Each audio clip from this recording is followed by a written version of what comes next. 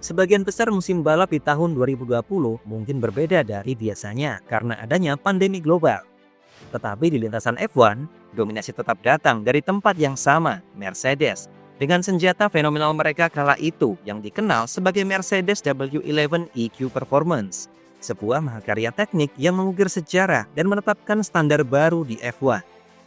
Mercedes W11 bukan cuma tentang kecepatan, tetapi juga soal manifestasi dan presisi teknik, dedikasi dan inovasi jenius dari para insinyur Mercedes, yang kemudian berhasil mengantarkan Lewis Hamilton meraih gelar juara dunia ke-7-nya, dan disebut-sebut sebagai salah satu mobil F1 paling kencang sepanjang masa. Untuk menjadi yang terbaik, perjalanan Mercedes W11 dimulai pada tahun 2019 melalui mobil Mercedes generasi sebelumnya, W10, yang sukses meraih 15 kemenangan dari 21 balapan. Namun di balik statistik hebatnya, Mercedes W10 sebenarnya menyimpan beberapa masalah yang jika tidak dibenahi di musim berikutnya, maka itu bisa mengancam posisi Mercedes di puncak klasemen. Kelemahan paling signifikan Mercedes W10 adalah panas berlebih atau overheating, yang utamanya terlihat jelas di Grand Prix Austria 2019, di mana saat balapan berlangsung, Valtteri Bottas dan Lewis Hamilton terpaksa harus melakukan strategi lead and coast demi mendinginkan power unit, sebelum akhirnya mereka hanya finish di posisi ketiga dan kelima. Masalah kedua Mercedes W10 adalah kesulitan dalam menyesuaikan temperatur ban Pirelli yang saat itu dikenal sangat sensitif terhadap suhu, terutama saat kualifikasi. Dan problem inilah yang diidentifikasi Mercedes sebagai biang kegagalan mereka dari Ferrari yang berhasil mencuri grid terdepan sebanyak 9 kali pada sesi kualifikasi. Mercedes pun menyambut musim baru 2020 dengan sejumlah perubahan di mobilnya, di mana yang pertama adalah upaya meningkatkan efisiensi mesin agar dapat bekerja dengan baik pada suhu yang lebih tinggi. Namun selama tes pramusim di Barcelona, tidak semuanya berjalan mulus bagi Mercedes, yang beberapa kali masih mengalami masalah reliabilitas mesin meskipun secara umum mereka tampil kuat.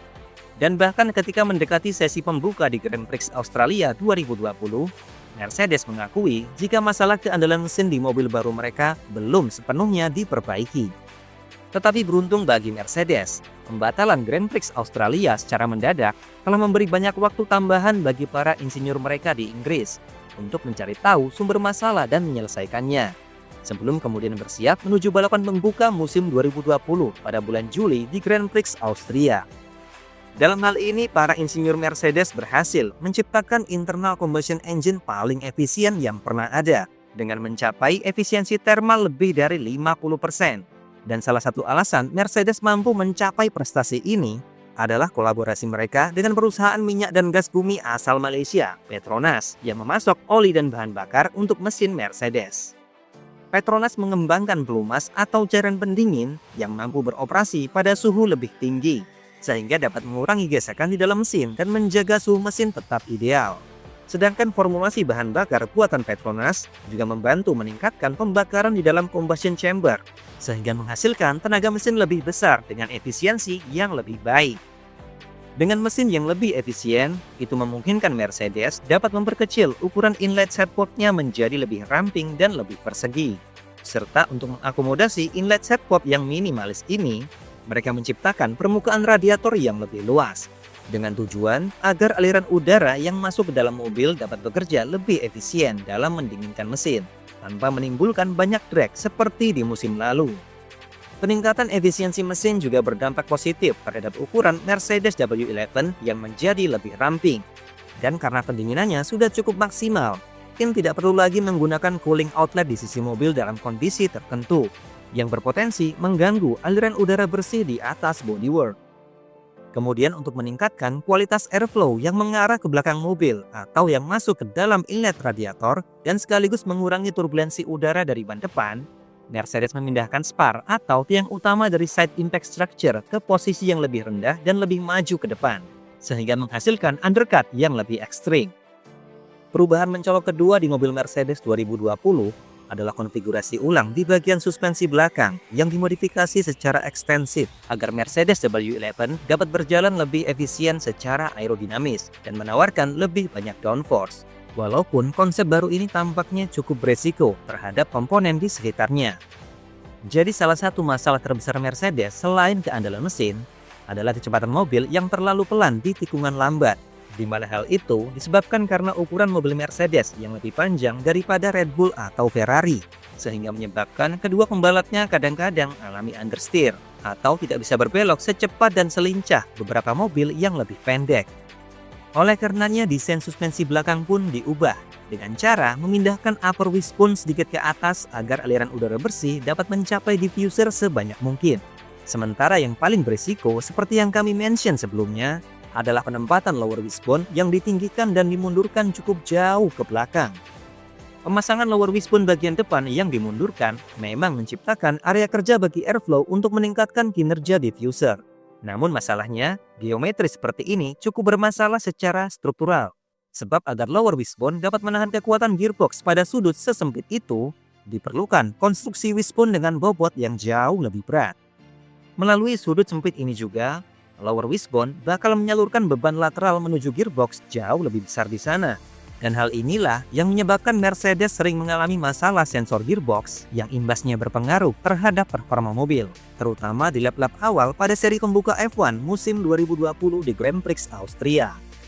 Alhasil demi mencegah beban lateral yang melewati gearbox terlalu besar, Mercedes pun meminta Hamilton dan Bottas untuk menghindari curb sebisa mungkin ketika melalui tikungan tajam di Red Bull Ring.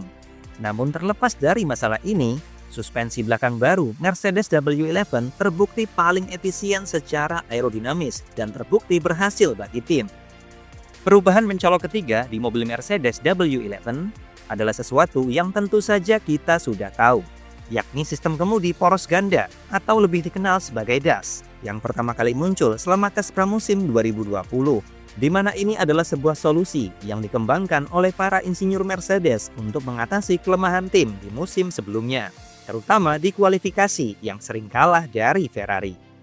Sistem DAS memungkinkan pembalap untuk mengubah sudut toe angle roda depan secara dinamis, hanya dengan menarik atau mendorong steering wheel ke depan atau ke belakang. Namun sayang, usai legalitasnya dipertanyakan tim-tim lain seperti Red Bull, FIA lantas hanya mengizinkan DAS selama 1 musim saja, dan kemudian melarang penggunaannya mulai musim 2021. Memang benar jika sistem DAS dapat meningkatkan efisiensi aero di trek lurus dengan cara menarik steering wheel ke belakang, atau mendapatkan respon lebih baik saat menikung dengan cara mendorong steering wheel ke depan. Namun jika kalian mengira sistem ini dimanfaatkan untuk mendapatkan top speed lebih tinggi atau digunakan sepanjang balapan, faktanya tidak demikian. Sistem DAS hanya dipakai secara eksklusif untuk membantu dua Mercedes mengelola suhu ban ketika periode safety car atau ketika berlangsungnya sesi kualifikasi. Dan efek dari sistem jenius buatan Mercedes ini pun terbukti dengan raihan 15 pole position dan 13 kemenangan di musim 2020.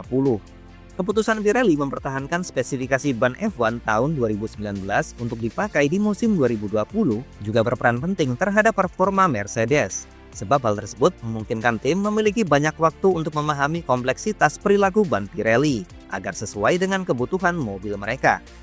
Torehan 13 kemenangan dari total 17 balapan serta dominasi di hampir semua jenis trek, Mercedes W11 seolah ingin menunjukkan bahwa mobil F1 ini mempunyai fleksibilitas luar biasa dan efisiensi yang sulit ditandingi. Salah satu catatan legendaris yang pernah diukir Mercedes W11 adalah rekor pole time yang dipegang Lewis Hamilton di sesi kualifikasi Grand Prix Belgia 2020. Sebelum 5 tahun kemudian berhasil dipecahkan oleh Oscar Piastri yang mengendarai roket Shopee dengan selisih mencapai 0,7 detik lebih cepat.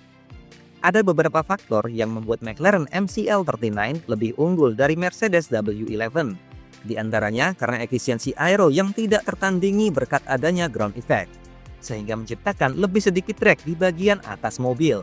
Serta yang tak kalah berpengaruh, sebagian besar permukaan aspal di sirkuit Spa telah diaspal ulang di tahun 2024 dan 2025, yang mana itu menciptakan grip yang lebih baik.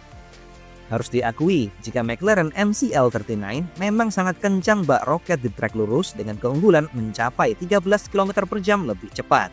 Namun jika berbicara soal tikung menikung di tikungan medium dan cepat, Mercedes W11 adalah rajanya, dan bahkan mampu melintasi tikungan Vauxhall yang ikonik secara flat out, meski dengan setup basah sekalipun. Tetapi walaupun rekornya sudah dikalahkan, Mercedes W11 tetap layak disejajarkan dengan mobil F1 legendaris lainnya seperti McLaren MP44 atau Ferrari 2004. Dan bukan hanya dikenal sebagai salah satu mobil F1 terbaik dan paling ngegrip sepanjang masa, Mercedes W11 juga menunjukkan kepada dunia bahwa di balik setiap kemenangan ada perpaduan sempurna antara manusia, mesin, dan visi yang jauh melampaui batas. Lantas apa pendapat kalian mengenai performa gemilang Mercedes W11? Apakah ini adalah mobil F1 terbaik yang pernah ada? Atau ini adalah mobil Mercedes tercepat yang pernah dibuat? Silakan beritahu kami di kolom komentar dan jangan lupa berikan like, share, dan subscribe jika menyukai video ini.